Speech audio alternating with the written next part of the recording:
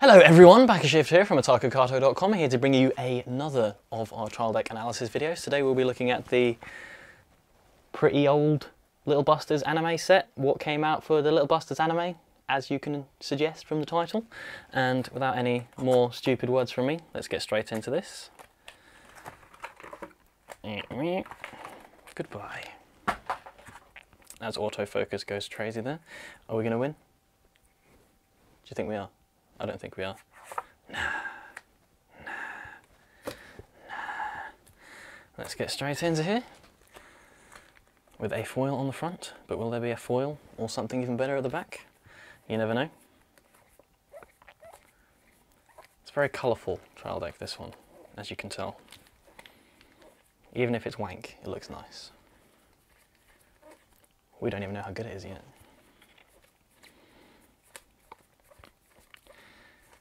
And we'll shortly be moving into our trial deck exclusives, and the very, very playable Could 1/1 assist booster. Anything magical at the back? Nothing whatsoever, even though that treasure has some of the nicest and wholesome art on any card ever.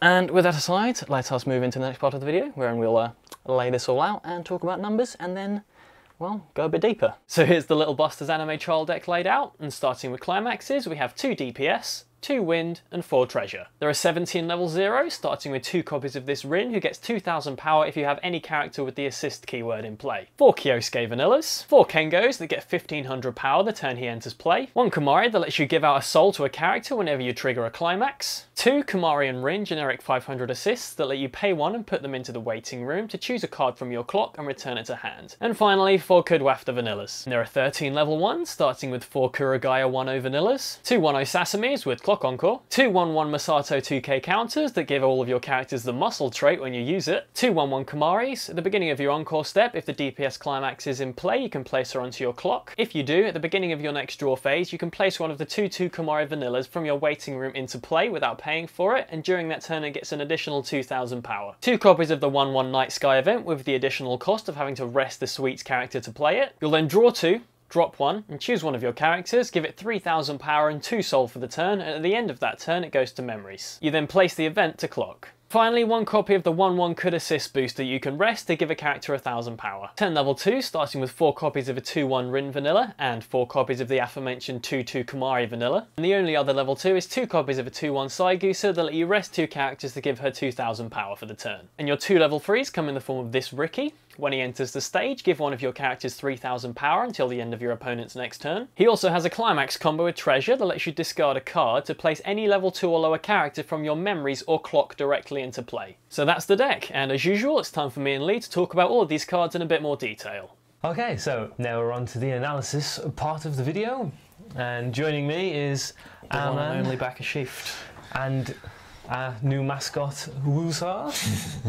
So I'm excited to talk about this. This trial deck is so fun and it's so colourful and so lovely, colourful. beautiful.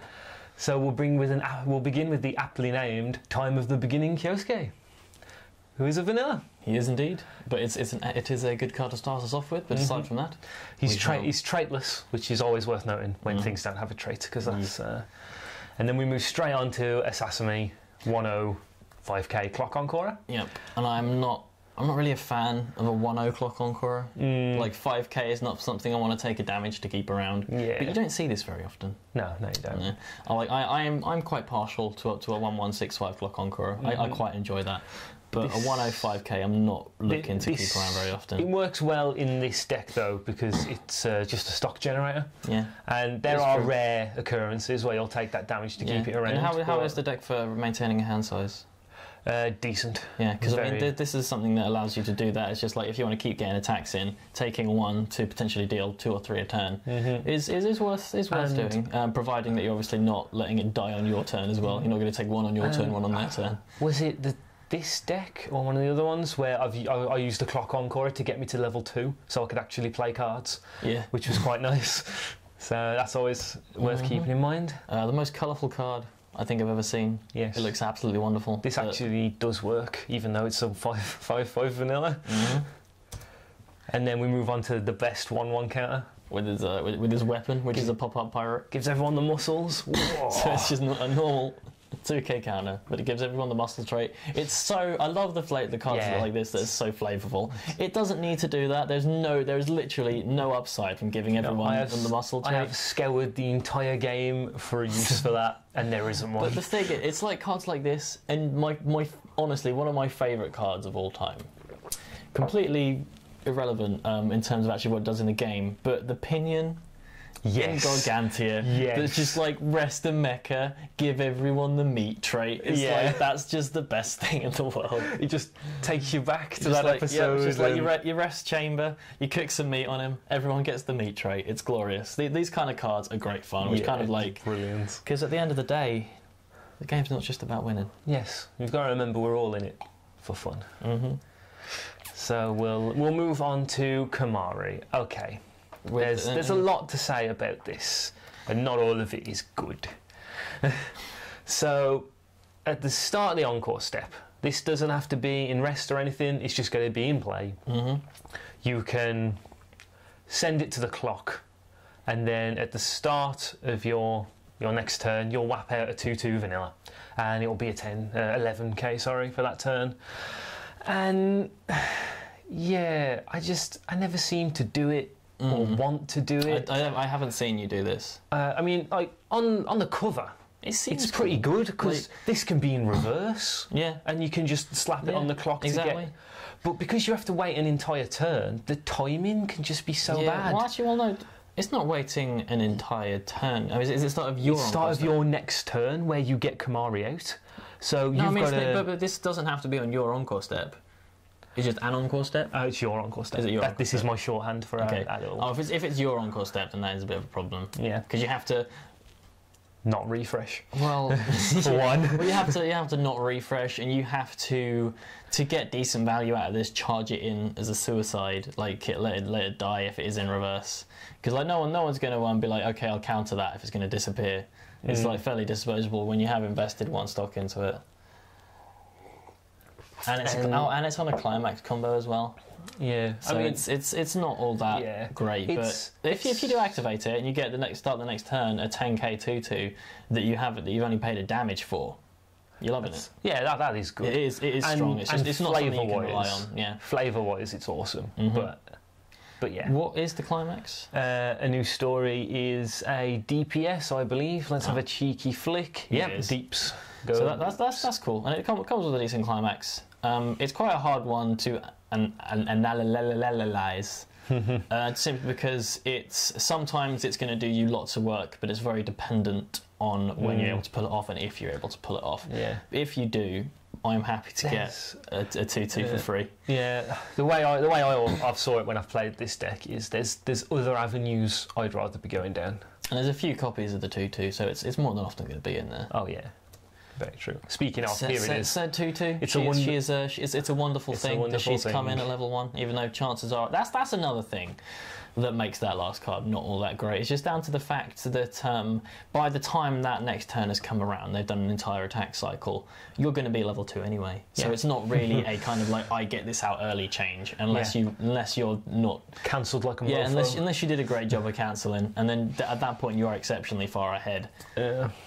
So we'll move on swiftly to the 1/1 event that I am in two minds around, because I used it and it was actually like worth using. I love it, but it does so much work. But you've got to rest the sweets. Yeah, I mean that's not a lot of that sits on the back row. Is the drawback. The fact that if you don't have, there's very few sweets in the deck. How many cards are there?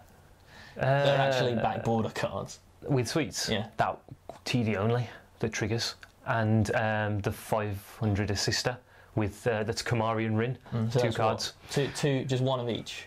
There's 2 of the assister and 1 of the TD only, I believe.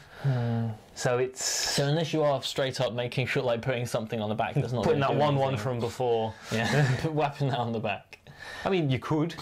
It then just send it away. You know, if you really wanted to take 2 damage that turn, send that away and whap a vanilla out. The thing is, if let's say Magical Christmas Land, you can say I'll definitely have, because I think if you are thinking ahead of having this, keeping in mind like the stuff you get in your opening 5.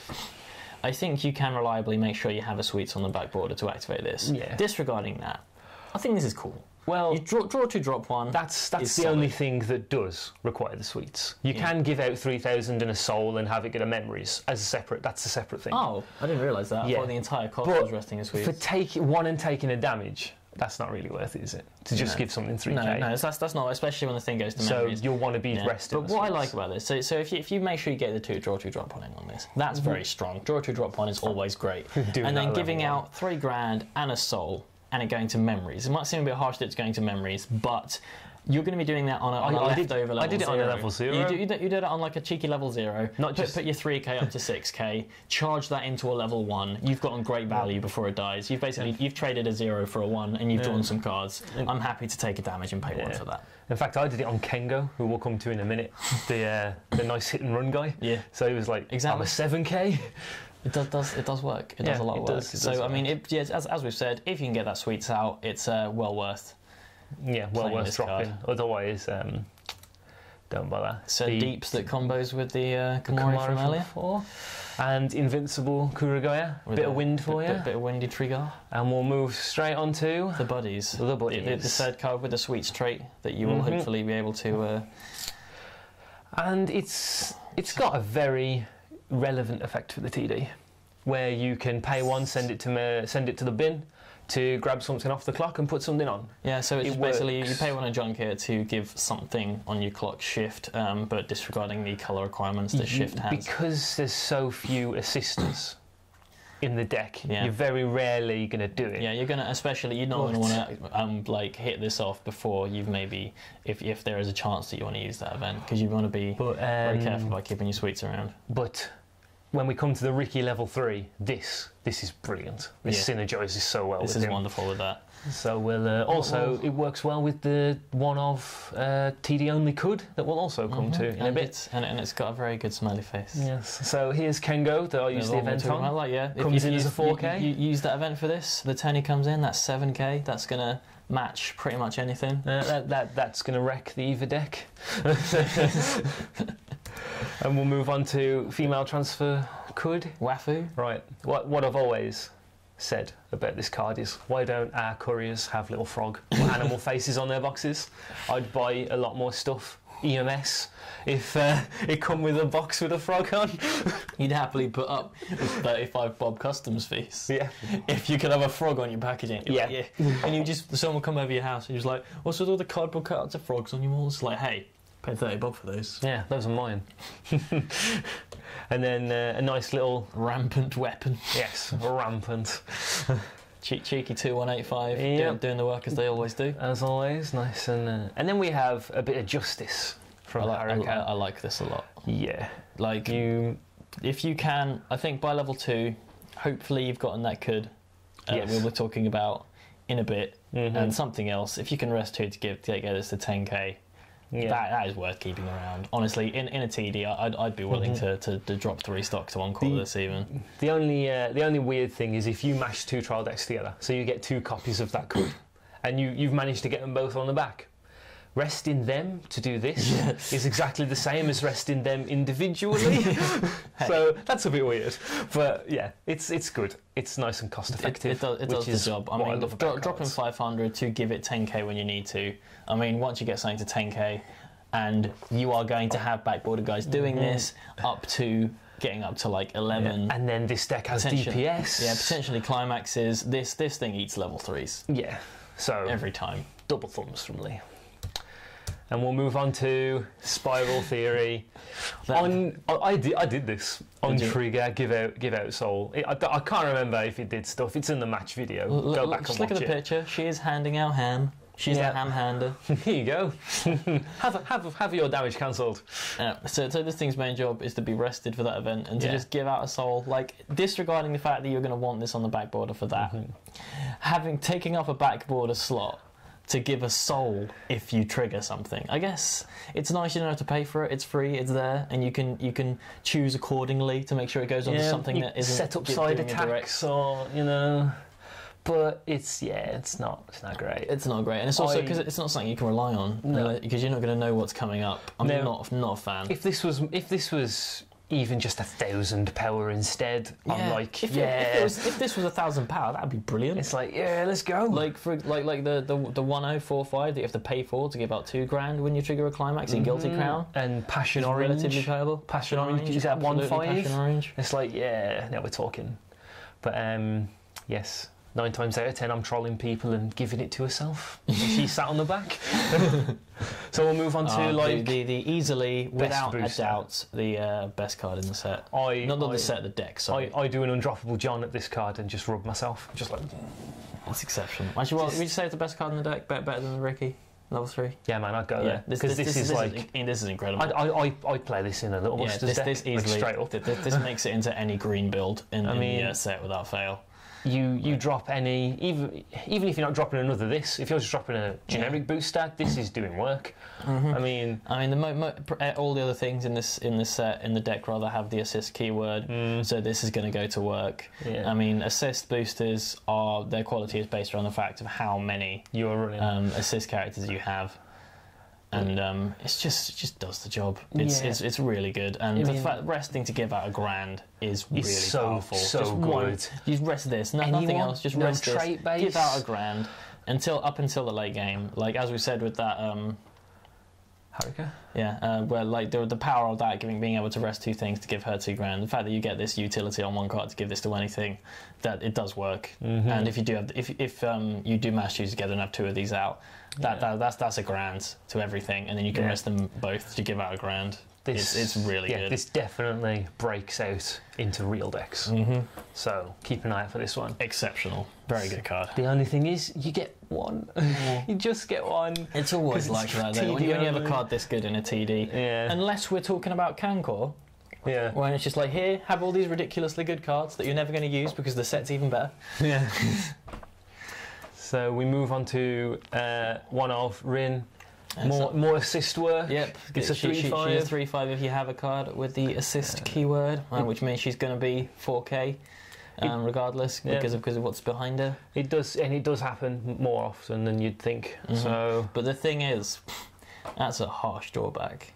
The hurt being 1,500. Oh if yeah, you don't have one, that is painful. Yeah. Usually in a card like this, I'd expect it to be a 2/5, and it gets $1,000. Yeah, which is fine, and I'm cool with that. But I feel like this is a bit harsh. Yeah, like there are so many games, especially in a TD, where we don't have a huge amount of assist characters, and you can't rely on this one.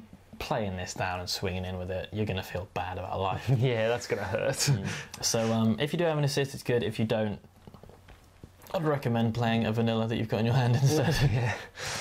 And then we move on to Ricky, who is cool. And he's great. This is another card that breaks out into real decks. Yeah. Full on stuff.